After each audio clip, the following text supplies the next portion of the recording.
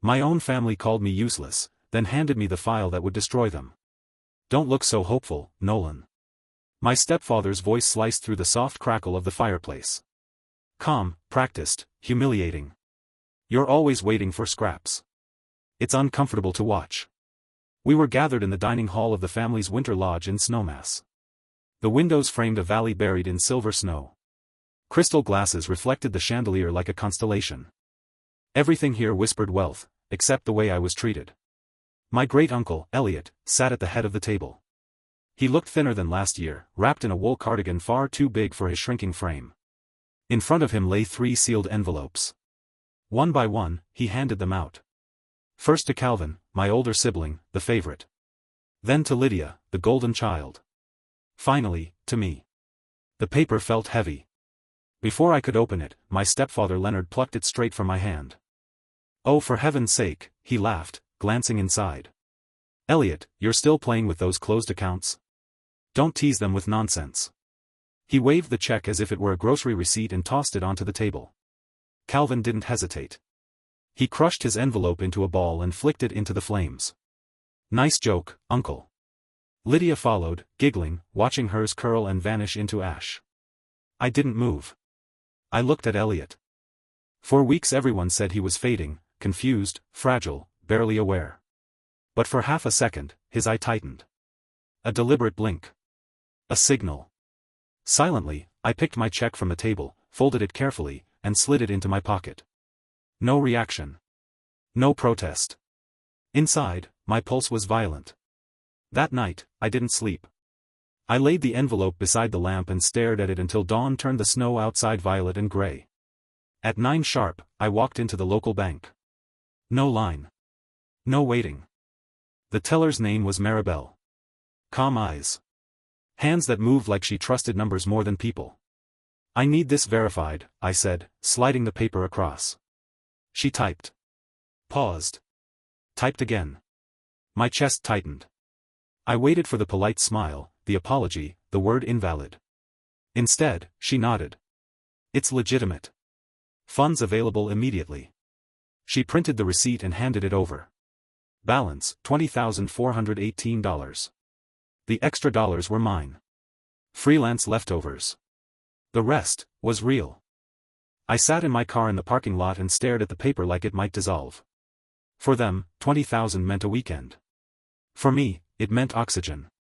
And proof. You have to understand the mathematics of my family. Money was never support. It was control. They always said we were comfortable.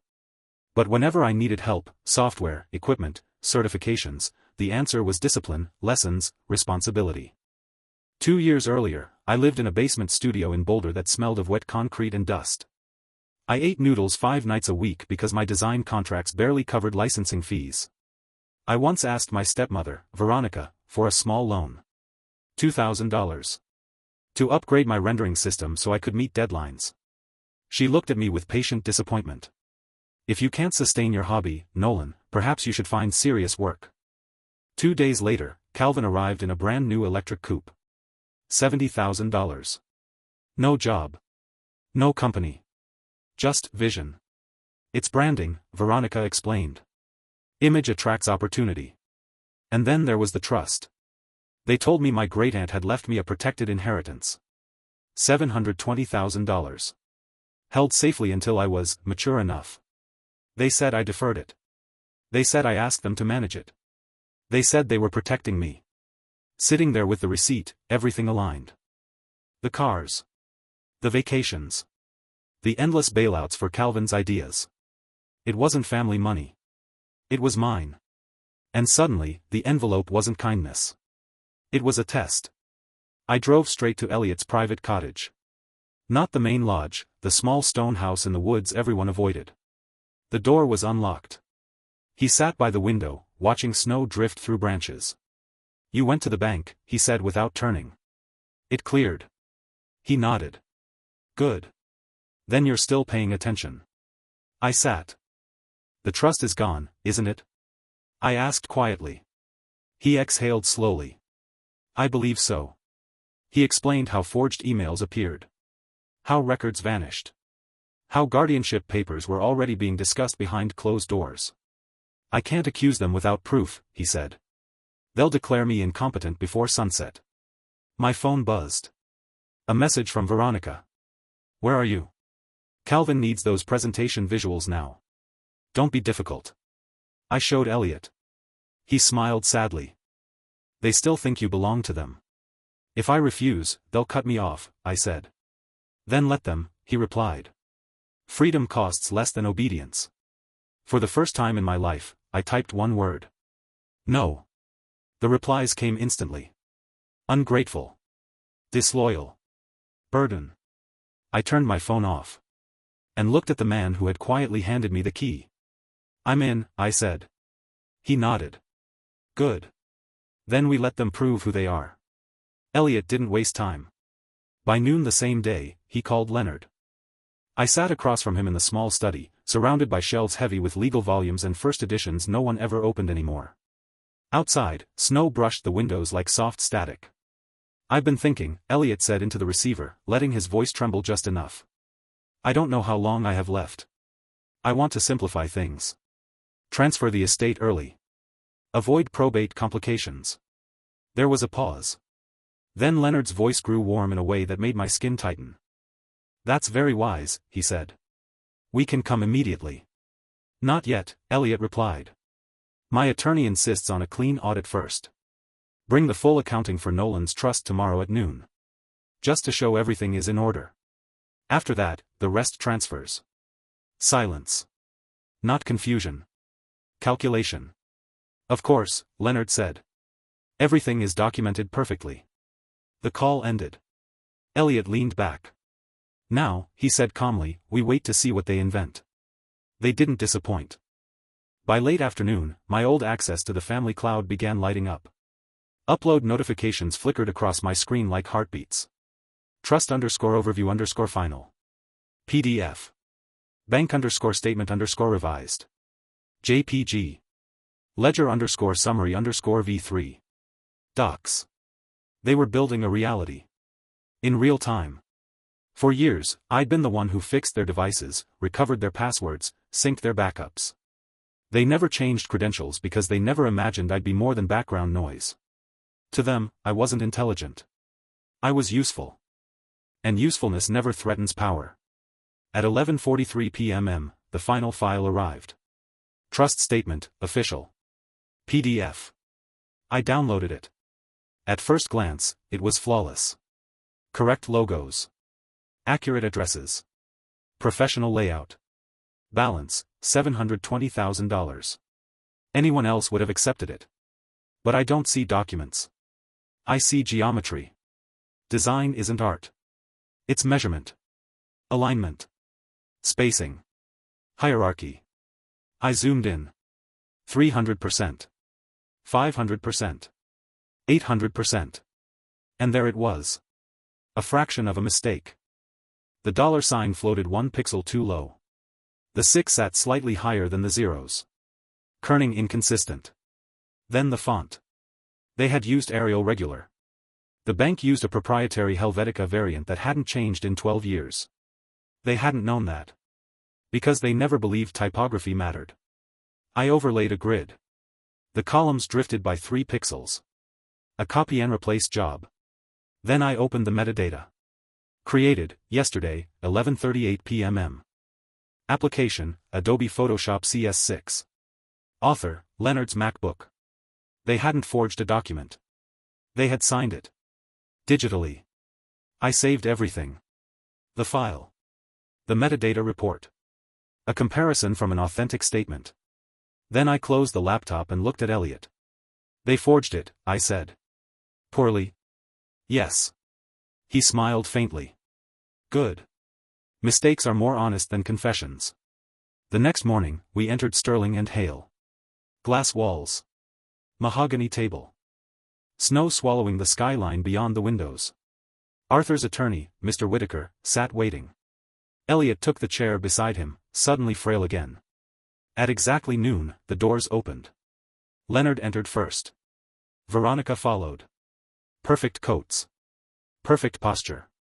Already spending money they didn't own. They barely acknowledged me. To them, I was furniture. Leonard placed a thick folder on the table.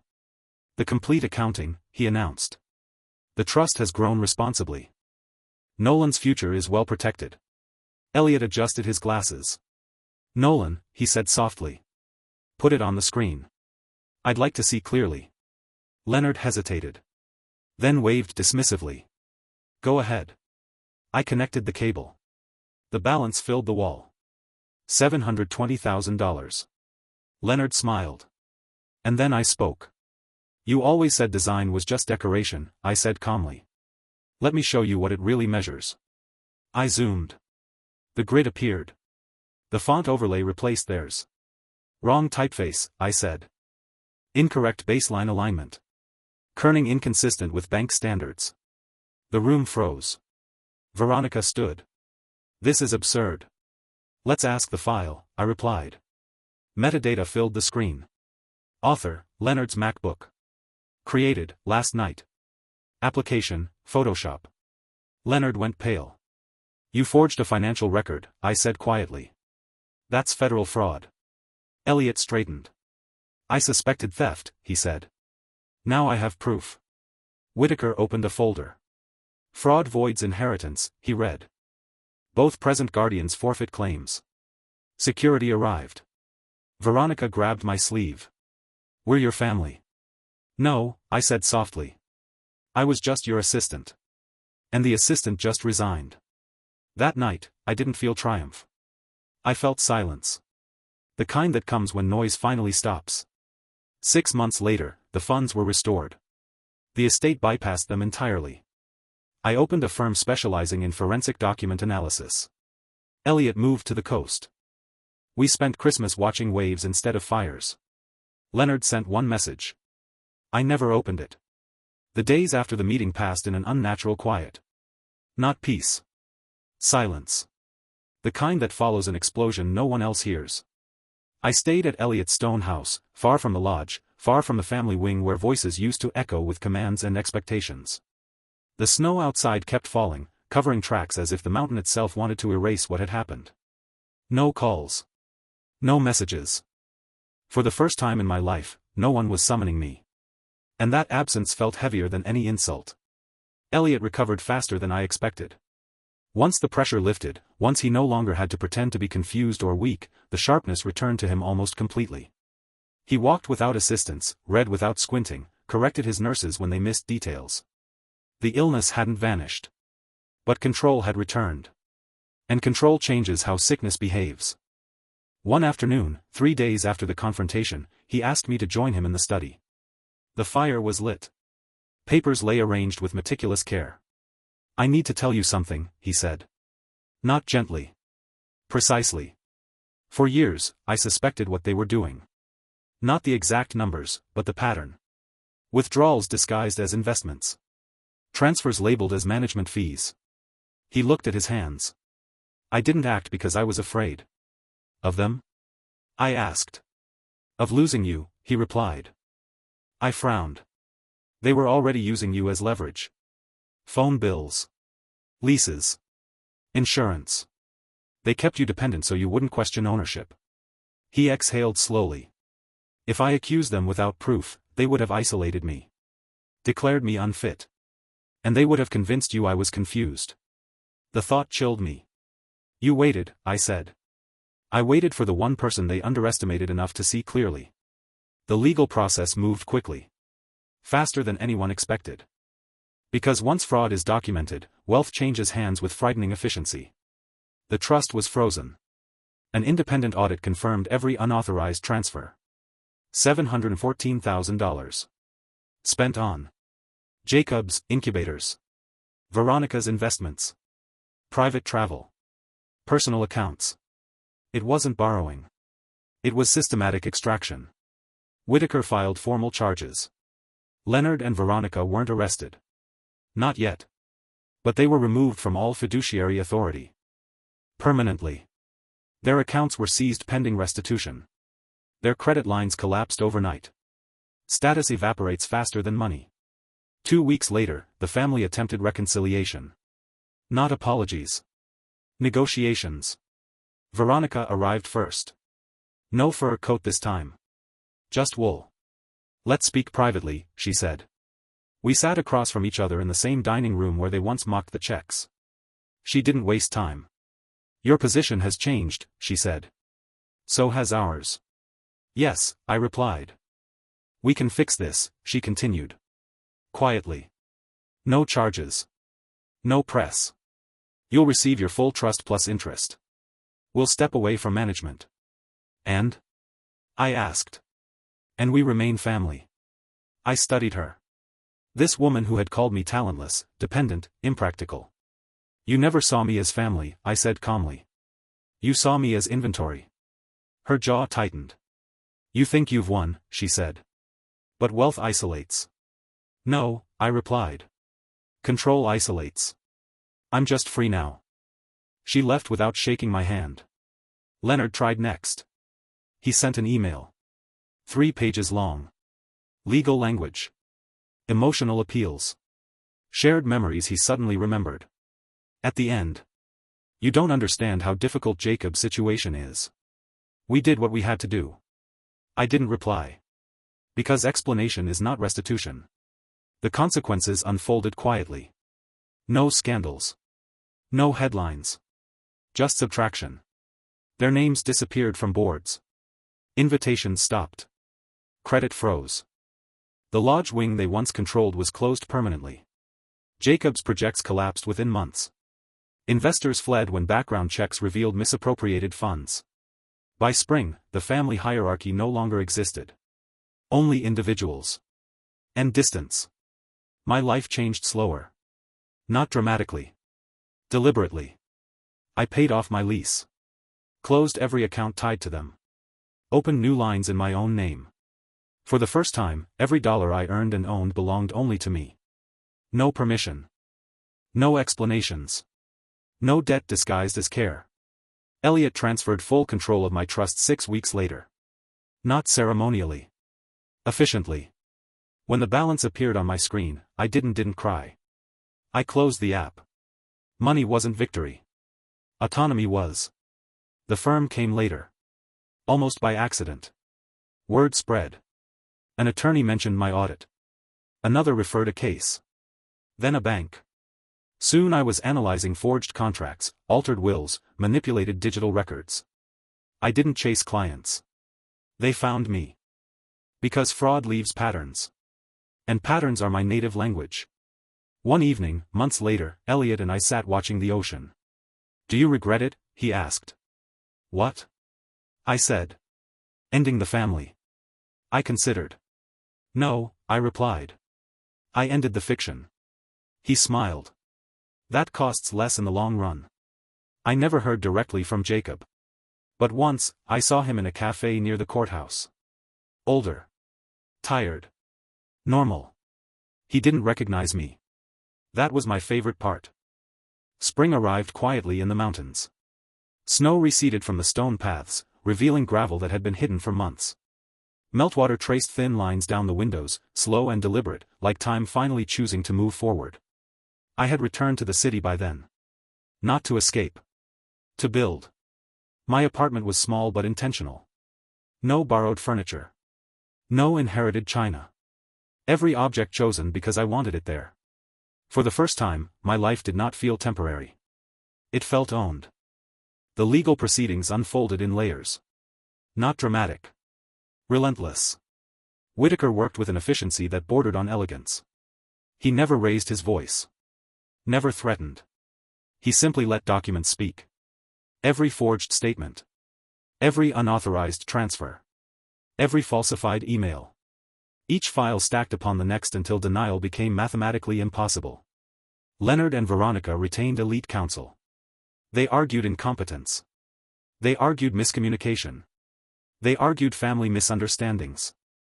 But numbers do not misunderstand. And metadata does not forget. 3 months after the audit, formal charges were filed. Financial exploitation. Forgery. Breach of fiduciary duty.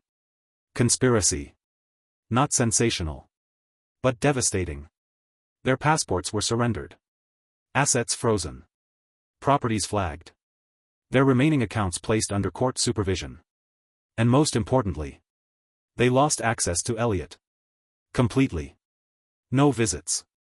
No calls. No intermediaries. Protection order. I signed it without hesitation. The first time I testified, my hands did not shake. I expected anger. I expected fear. What I felt instead was clarity. Not as their descendant. As a witness. I explained typography. Alignment. File creation times. The logic of digital fingerprints. I didn't accuse. I demonstrated. The judge leaned forward. The defense stopped interrupting. Because competence is difficult to discredit. Outside the courtroom, someone approached me. Not a journalist. An attorney. My firm handles inheritance litigation, she said. We've never seen fraud dismantled this precisely. She paused. Would you consider consulting? I said yes. Without asking permission from anyone. Elliot's health stabilized that summer. Once stress withdrew, the tremors softened. The confusion faded almost entirely. His physicians called it remarkable. I called it obvious. When control returns, the body remembers how to function. One afternoon, he handed me a sealed envelope. Inside, a revised estate directive. Not because I asked. Because he wanted. You protected what I built, he said. Now I want you to protect what remains. I didn't become sole heir. That wasn't his style. But I became executor. Guardian. Final authority. The role they once stole quietly returned to the person they never considered. The trial concluded in early autumn. No cameras. No crowds.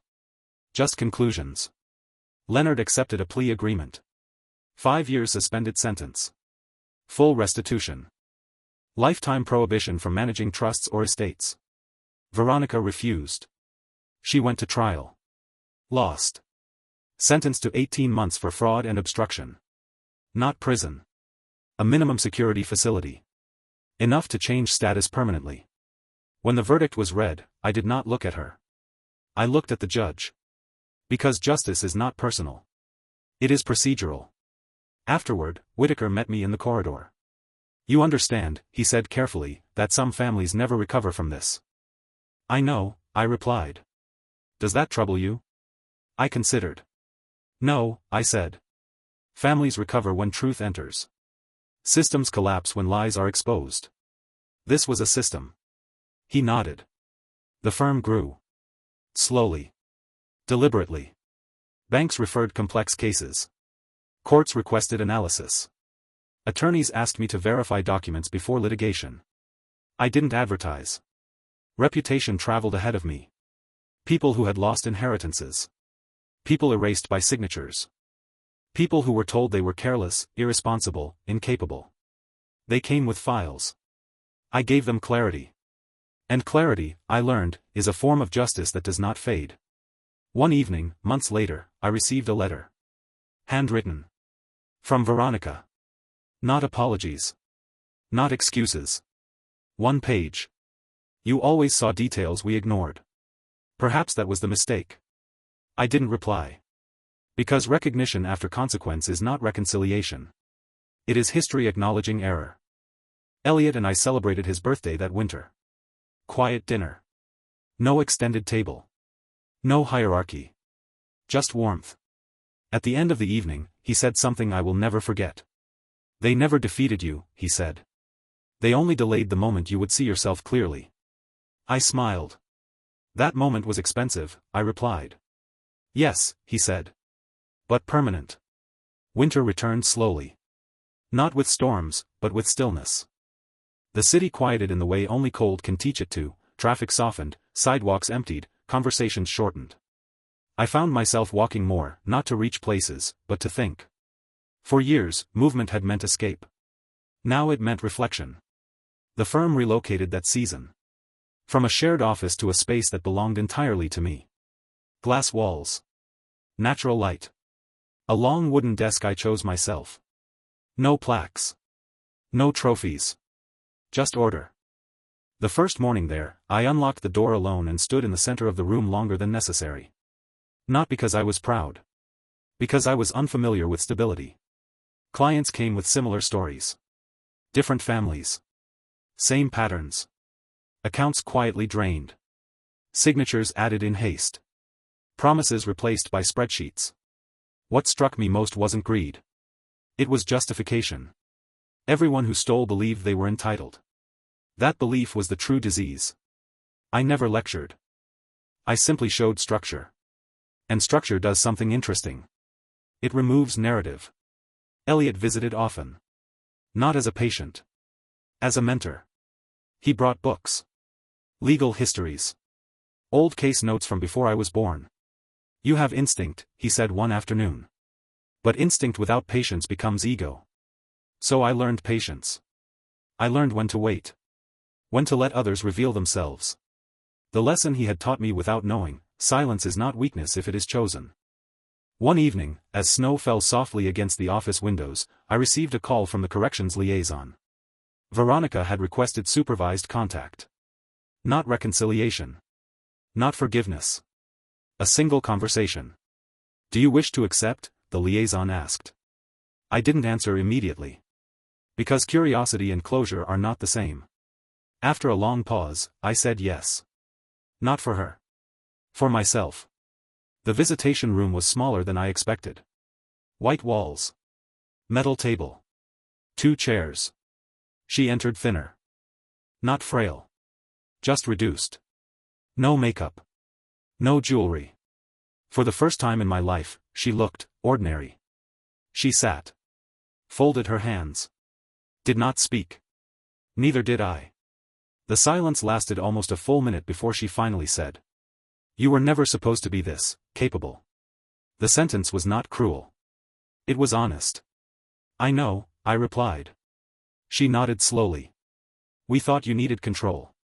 "No," I said gently. "You needed control. I needed trust." Her eyes filled, but she did not cry. "We told ourselves we were protecting the family." I leaned back. "You protected comfort," I said. "Not people." She closed her eyes. Another long pause. Finally. "Do you hate me?" The question surprised me. Not because it mattered. Because it was late. "No," I said. "I don't feel anything strong anymore. And that is freeing." She nodded. "I suppose that's worse than anger." "No," I replied. "It's healthier." We said nothing more. When the guard opened the door, she hesitated. "Take care of Elliot," she said quietly. "I already am," I replied. And I left. After that, something shifted. The past stopped echoing. Not because it vanished. Because it finished speaking. Elliot's estate finalized in early spring. All trusts restored. All distributions documented. He appointed an independent co-executor to balance authority. Not because he distrusted me. Because he believed in systems more than people. A philosophy I had learned to share. When the final documents were signed, he smiled. "Your grandmother would have liked this outcome," he said. "I wish I had known her better," I replied. "You will," he said calmly. "Through what you protect." The firm was invited to partner with a national audit consortium. High profile. High stakes. High visibility. I declined. Not from fear. From intention. I didn't want volume. I wanted precision. Impact. Cases where clarity could actually change lives. Power is not scale. Power is selectivity. One afternoon, a junior attorney asked me something I had never been asked before. "Did revenge motivate you?" she said. I considered carefully. "No," I replied. "Accuracy did. Justice was the side effect." She wrote that down. Late that year, Elliot's health declined again. Naturally. Gently. We spent long evenings reading. Sometimes not speaking. Sometimes remembering things that never quite happened the way stories had claimed. "One night," he said. "They underestimated you because they needed you small." "Yes," I replied. "And you never made yourself large to compensate," he continued. I smiled faintly. I was busy becoming correct. He laughed softly. Dangerous trait. When he passed, there was no chaos. No disputes. No hidden clauses. No emergency injunctions. Everything executed exactly as planned. Clean. Quiet. Final. At the memorial, only a handful attended. No speeches about wealth. No mentions of legacy. Just stories about a man who valued discipline and fairness. I spoke last. Not as executor. As someone who had learned how power should behave. Afterward, I returned to my office. Sat alone. Looked at the city. And felt something new. Not triumph. Not grief. Balance. For the first time since childhood, nothing in my life depended on proving anyone wrong. Spring arrived without announcement. No ceremony. No dramatic thaw. Just a slow softening of the world. The city lightened. The river cleared. And for the first time in my memory, nothing urgent waited for me in the morning. That absence felt strange. Almost suspicious. I closed the office for 3 days. Not vacation. Reflection. I walked the old neighborhoods where I had once lived in basements and borrowed spaces. I passed cafes where I used to sit with 1 cup of coffee for 4 hours, pretending to work while counting minutes. The buildings hadn't changed. I had. What surprised me wasn't pride. It was how little bitterness remained. The anger that once shaped my spine had dissolved into something quieter. Discernment. The firm stabilized. Small. Selective. Respected. We took cases that never made headlines. Quiet recoveries. Families restored. Records corrected. Each one ended the same way. A moment where someone realized they were no longer powerless. That moment was my real profession. Late one afternoon, a letter arrived. Handwritten. From a rehabilitation counselor at the facility where Veronica now lived. She had requested permission to send me a final message. I did not hesitate this time. I opened it. The handwriting was careful. Measured. Not apologetic. Honest. I am learning something difficult, it read. Control was the only language I ever trusted. I mistook fear for loyalty. And silence for obedience. I don't expect forgiveness. I only wanted you to know that your refusal to become like us was the first true lesson I've ever had. I folded the letter. Placed it in a drawer. Not as a reminder. As a conclusion. That summer, I accepted an invitation to speak. Not about scandal. Not about theft. About design. Structure. Pattern recognition. I stood in front of a quiet room and said. Most injustice doesn't announce itself. It hides in formatting. In permissions. In the small details no one thinks to question. Truth is not loud. It is precise. The applause afterward was polite. Not thunderous. Perfect. One evening, I returned to the mountain lodge alone. The property had been sold months earlier, but Elliot had reserved one final week for me. A gesture. Closure. I sat by the same fireplace. Different chair. Same silence. I remembered the night the checks were burned. The laughter. The certainty with which they had dismissed me. And I realized something gently astonishing. That night no longer hurt. It no longer taught. It simply existed. A moment. Not a wound. I walked outside. The snow had melted. Pine needles covered the ground. The air smelled like renewal. And I understood then what justice had actually given me. Not money. Not status. Distance. From the version of myself that once needed approval to survive. Back in the city, I received an unexpected call. From Madison. Soft voice. Measured. I'm starting over, she said. Different state. Different name. I wanted to say thank you. For what? I asked. For not destroying everything, she replied. You could have. I considered. No, I said quietly. I destroyed the illusion. Everything else was already broken. She exhaled. I hope you're happy. I am, I said. And I hope you will be too. We ended the call. No bitterness. No reconciliation. Just resolution. The following year, the firm published its first annual report. No personal photos. No founder story. Only results. Recovered assets. Corrected records. Prevented losses. One line at the end. Clarity is the highest form of protection. I framed that sentence. Hung it behind my desk. On the anniversary of Elliot's passing, I visited the coast. Alone. I watched the tide come in. Not thinking. Not planning. Just breathing. And in that moment, something subtle occurred. I realized I was no longer building my life around contrast. Not against them. Not against the past. Simply forward. The final proof came quietly. At a family gathering years later. Different people. Different generation. A young cousin asked me. How did you become so confident? I smiled. I didn't, I said. I became accurate.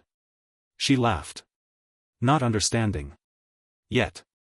Driving home that night, I thought about the girl I had once been. Silent. Useful. Invisible. She hadn't been weak. She had been observant. And observation, when combined with patience, becomes power. My life now is simple. Orderly. Intentional. I work.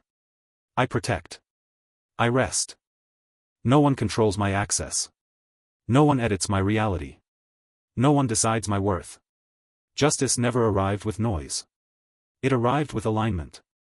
And alignment does something extraordinary. It lets you finally stop looking backward. Thank you for watching the video. Don't forget to like and subscribe to the channel. Have a nice day.